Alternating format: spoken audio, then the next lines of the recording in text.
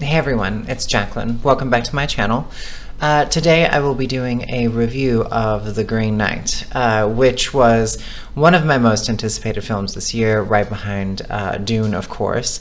And speaking of Dune, I will be getting into the art and soul of Dune, which is a fantastic book. And I will be breaking down some details and artwork that was designed in that book that wasn't used in the film, and also some details from the book itself by Frank Herbert, and some of the stuff that they had actually cut out of the film. And in a way, trying to decipher why the filmmakers did what they did, and I'll use other films on large novels as an example. But for today, we're going to talk about The Green Knight. So, The Green Knight is directed by David Lowery, and the music, which I believe is one of the most powerful parts of this film. I started listening to the soundtrack before I even saw the film, and I was mind blown by the soundtrack. I mean, it is just nothing but beautiful medieval noises and charm and mystery and foreboding sounds, and it truly is incredible. So, the Green Knight book itself, which no one even knows who wrote it, but it's one of the oldest books ever written by man that we have, and scholars have translated it. Wants to say hello. Oh, there he is. Did he like The Green Knight? I don't think he really cares. Anyway, so scholars have translated it, including J.R.R. Tolkien, and J.R.R. Tolkien translated the story, tried to decipher what it's about, and so the film stars Dev Patel as Sir Gawain, and the book is called Sir Gawain and the Green Knight.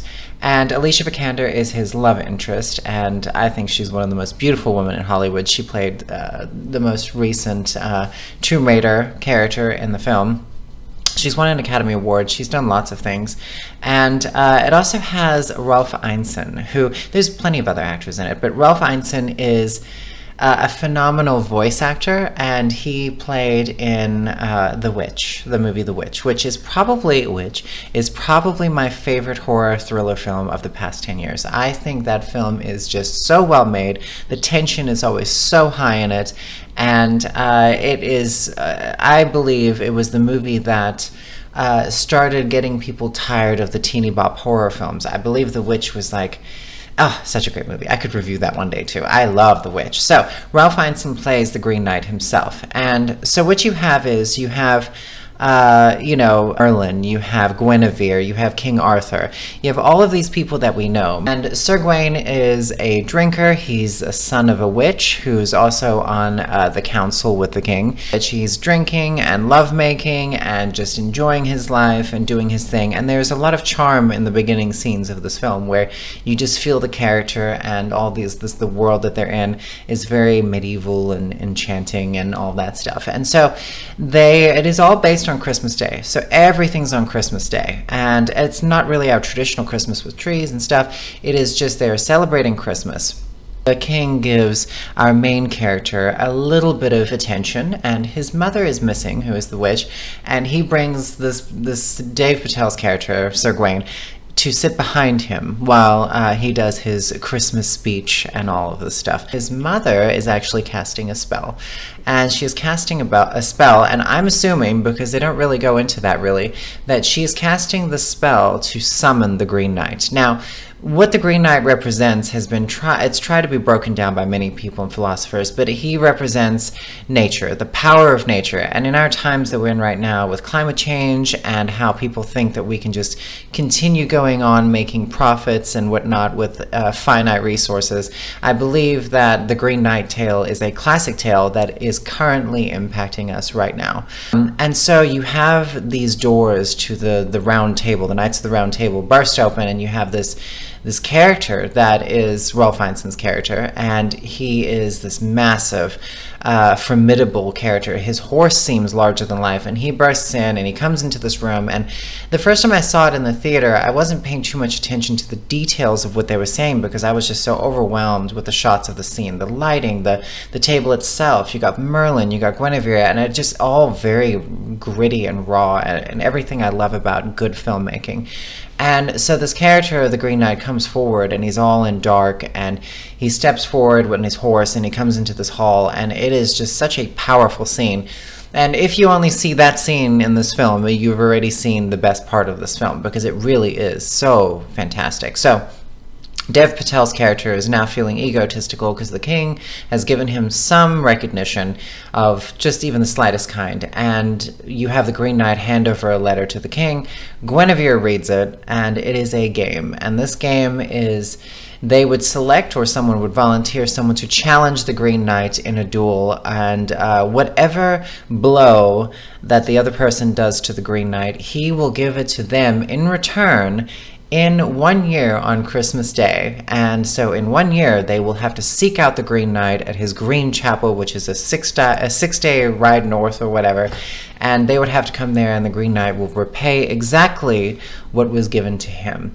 And so our egotistical main character hops on in there, and the Green Knight doesn't even fight. I think if he did, he would wipe out the whole room. And our main character lops off his head, and so the Green Knight steps up, grabs his head, and is still alive, and races off. And then you have this 1 year where this character is drinking, and it's just this like foreboding sort of thing where he is having to deal with the fact that he is going to challenge this powerful character, this nature which you can't challenge, you can't control, and he has to go, and everyone knows it, the whole kingdom knows that this is Sir Gawain the knight who's going to go challenge the Green Knight. And so he goes on this journey, and he comes across, it's his character arc, he leaves with all of this stuff, and he loses everything, ends up on his journey, and he has to go meet the Green Knight. And he goes along very random things. There's a fox that's quite supernatural that follows him and even communicates with him and becomes like an ally. And when, we'll just say, this fox reveals his voice, there's a point where the fox speaks. It is not necessarily a friendly voice. And there is a scene where you have another version of Alicia Vikander's character that I don't necessarily understand, and that scene confuses me a bit. There's a lot of strange things that happen.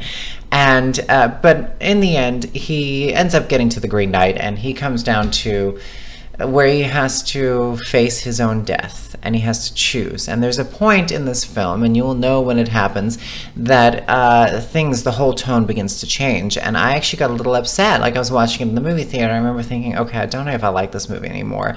And it's all a trick. It's a trick, and they set you up for it, and then it eventually comes all the way back around where the Green Knight is vital and essential, and it's back again, and our main character has to face his own death. And funny enough, life is much harder than facing your own death. I think that's, and above all, you cannot control nature. Nature will always, always, always win. The problem is that humans may not. And so we may be a byproduct of nature, but we are not a permanent thing. We are not nature itself. And so that's kind of the lesson to be learned, is our ego, our gluttony, our ambition can become our enemy. And so I do believe that The Green Knight is a very worthy film. It's fantastic. It still is in my top 3 of the films I've seen this year. And I am glad I got it on Blu-ray, and I will be watching it again probably around Christmas time, because it is a Christmas film, but it has nothing to do with our traditional Christmas stuff, but it does have that depth and that warm and that medieval feeling and knights and stuff like that. I really did enjoy it, and I do recommend it. So, and the soundtrack, which I will be getting on vinyl. I think I'll be getting it next month, and I will probably be doing a review on that. It hasn't come out yet, but I pre-ordered it, and I will do a review of that. I only collect film soundtracks because otherwise I would be broke buying every soundtrack or every score or album of every musician that I want. And so anyway. And these are some little gourds I got. I thought it goes along with the Green Knight with some candles. It's cheesy, I know, but I thought it looked pretty cool. And so I am going to be doing another film review after my next video, and I'll be reviewing Pig. And I've talked about that for a while. I do think it is the best picture of the year. I think it deserves the best picture of the year. I think it deserves best actor of the year. And I'm a huge supporter. It's not my favorite film of the year, but I do think it is the best picture of the year. It deserves it. And so, but before that, I wanted to go into a a little bit of insight, because I'm going to be doing a fitness video at the gym. I have to take my tripod with me, and I will be lifting weights at the gym, and I will be filming myself, which is going to be awkward. And I'm going to go in the middle of the day when all the old people are there to do it. But I'm going to film myself, and I'm going to start showing and discussing. So I'm going to do a voiceover, hopefully, if I can figure out how to do it, a voiceover of this, and I'm going to get into details about expanding certain parts of your body. And this goes along with being trans, and how you can expand certain parts of your body by lifting weights, because muscles grow. So you target specific areas to fight your dysphoria. It's quite a rewarding thing. And also I wanted to go into the topic on that one. So the next, I will be doing that video, but I wanted to go into a topic before that so that it inspires people into working out before I actually film myself working out. And it is actually something someone said today, that they posted a thing and said, how do you feel about getting larger shoulders and more muscle mass with gender dysphoria? And I will go into that, and actually how it did the opposite effect than you would assume.